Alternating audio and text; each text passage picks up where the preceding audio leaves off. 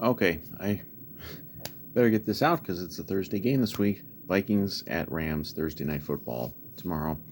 Uh, Coming off our first loss, licking our wounds. Um, you know, I don't think the backlash to the game has been quite as bad as I expected. I think there's been more people kind of understanding.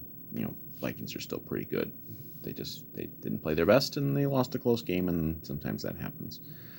Um, but now we have this game, which is which makes it more important because if you drop two in a row, then I think you're gonna have people really starting to panic. Not necessarily me, but um, so it's at the Rams. The Rams are not very good this year. They kind of were somewhat surprised playoff team last year, and then they choked against the Lions in the playoffs. And I thought maybe they'd get back to the playoffs this year, but they're not very good. They won last week. They beat the Raiders, but it was kind of a close game. So they're not very good. They are getting Cooper Kupp back, and so not like we can just show up and win automatically. But I mean, hoping for a big bounce back game by the defense. The last time the defense had that bad second half against Green Bay, then they bounced back with a big game against the Jets. I'm hoping they do something similar to that. Cashman's out again, unfortunately, so that'll hurt. Hawkinson's listed as questionable. I still think they should have played him last week. I think maybe they win that game if they play Hawkinson last week. I hope they play him this time. Again, doesn't have to be the whole game, but having him out there will make the offense better. I thought Darnold had a kind of an encouraging game last week just because of the way he kind of started poorly but then bounced back. A lot of people have talked about the one he missed on that last drive. I think it was to Jefferson that could have moved the chains, kept the clock running, maybe win the game. They would have had to get a couple more first downs, I think, but I still think he had a pretty good game. For some reason, there's all these rumors out there. I don't know where the hell these started, that the Vikings are in trade discussions to maybe get Matthew Stafford from the Rams, which is preposterous. And I don't know why anyone, I guess people could just that's how it is these days. People can just make up a rumor and then it gets reported as a real thing. There's not a chance in hell they would make that trade. Why? That's like maybe they'll make a trade. I'm not sure exactly when the trade deadline is. I think this is our last game before the trade deadline. But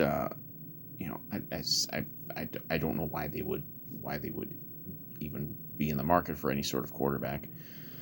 Suppose if Darnold knee explodes or something tomorrow night, then they need a quarterback. But they're not. They don't have any trade. They don't have any draft capital, man. What are they supposed to be doing?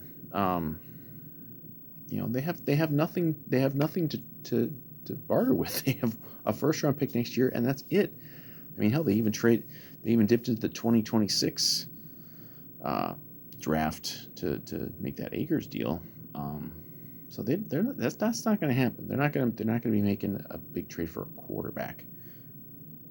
It's unless you want to get like a backup quarterback somewhere, but it's going to be Darnold, and I think that's okay.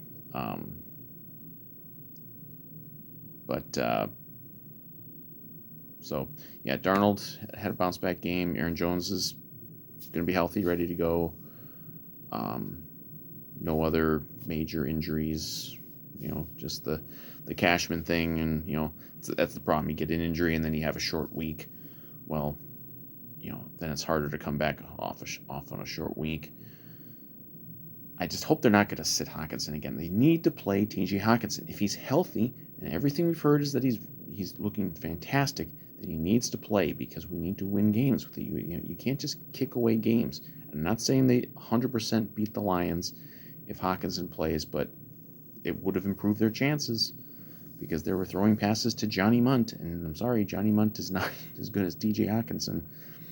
And that frees it up more for Jefferson, frees it up more for Addison, frees it up more for the running game. It helps everybody. Helps Darnold. I mean, it helps everybody to have your best talent out there. So the big reunion, because it's KOC going up against Sean McVay.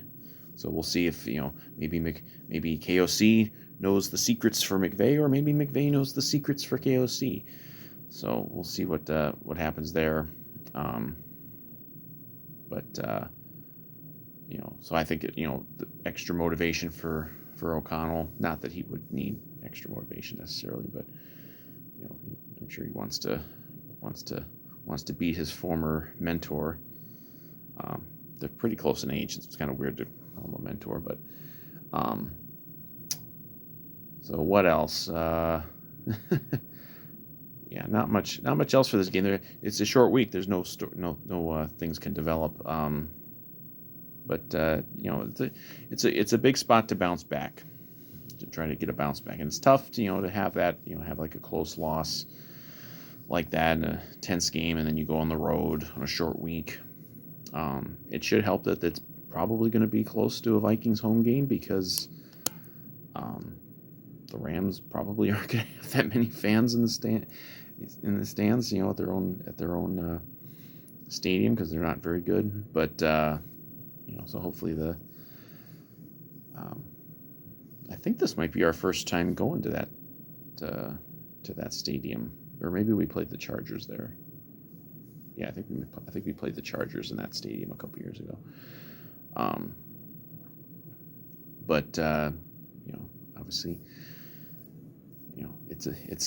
it's an important game. We've had the tougher schedule. Now we got the easier part of the schedule starting, but you gotta cash in on these wins. I mean, I think if they handle their business properly, there is no reason they can't go into December,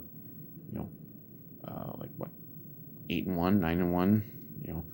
I think they can absolutely do that. And obviously the defense had some struggles this past game, but the Rams aren't the Rams of maybe a few years ago. Puka Nacua? He's not out there. Again, they're going to probably begin having Cooper Kupp for this game. Stafford's not quite what he was. He's kind of nearing the end. That's just another reason why I don't understand why there's this talk of trading for him. Like, why would we? Whatever you think of Darnold, and his limitations or whatever, I would still just ride it out with him rather than. I suppose if you can get him for a late round pick, then at least you have a better backup than Nick Mullins. But I don't think they would be doing that. So yeah, there's not much else to talk about. I'm already going for almost 10 minutes. What am I doing? Why am I boring everybody? So officially I'm going 31-20, 31-23, something like that. I don't think it'll be, maybe one of these games where maybe we're up a couple scores and then maybe we give one up late just to make it look a little closer. I think I would be very disappointed if the Vikings don't win this game, obviously. I would think the defense will be able to bounce back, because the Rams can't do to you what the Lions can do to you on defense, and I think the Vikings offense will be able to be very productive, especially if T.J. Hawkinson's out there. So I think the Vikings will win, and that will put them. Actually, they'll temporarily put them back in first place for a couple days, because they'd be 6-1 to Detroit's 5-1. Although Detroit gets to host Mason Rudolph and the Tennessee Titans this week, so that's pretty much the lock of the century. And Green Bay, I think, has an easy game too. I think they're playing Jacksonville, so easy games for those two teams. So that's another reason you don't want to screw up this game, because if you screw up this game, you could fall to third place. And the Bears, I don't remember who the Bears are playing. Oh yeah, the Bears are playing Washington this week, and I don't know who their quarterback is going to be this week. Wouldn't that be so fortuitous for the Bears if they could play Washington without Jaden Daniels? Well, might be how it goes. But Vikings, just take care of your business, 31-23, and then get the kind of almost like a mini bye after that, and get ready for the gauntlet that is our November schedule with some more very, very winnable games.